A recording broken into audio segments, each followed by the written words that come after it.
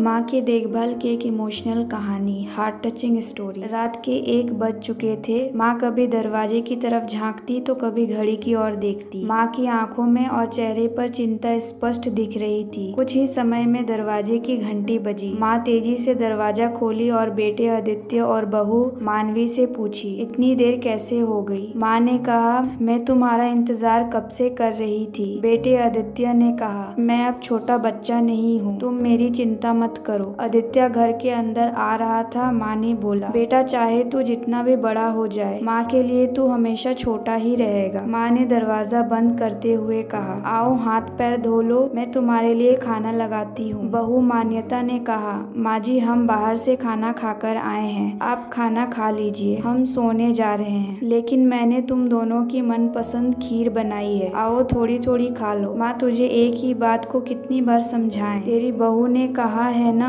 हम बाहर से खाना खाकर आए हैं, क्यों हमें परेशान कर रही हो? जाओ तू खीर खाओ और सो जाओ, और हमें भी शांति से सोने दो। माँ तो माँ होती है, वो अकेले कैसे खीर खा सकती थी? बेटे के इंतजार में उसने भी अभी तक कुछ नहीं खाया था। फिर वह किचन में गई, 1 गिलास पानी पिया और बिना खीर खाए ही अपने रूम में सोने चली गई। सुबह 11 बजे आदित्य की आंखें खुली। उसने देखा कि मानवी भी सो रही थी। आदित्य हॉल में गया और वहाँ लैपटॉप के पास रखी एक चिट्ठी पर उसकी नजर पड़ी। यह चिट्ठी किसकी हो सकती है, यह जानने के लिए उसने चिट्ठी खोलकर पढ़ना शुरू किया। उस चिट्ठी में लिखा था, मेरे लाल तू सोच रहा होगा कि मैं इस घर में ही रहते हुए ये चिट्ठी क्यों लिख रही हूँ। मैं तुझे यह बिना लिखे भी इस बात को बता सकती थी, लेकिन तू मेरी बातों को सुनना चाहता हो तो तू जब भी आता है तो किसी एक्सप्रेस गाड़ी की तरह आता है और कुछ ही पलों में चला भी जाता है। चलो इन सब बातों को छोड़ दो।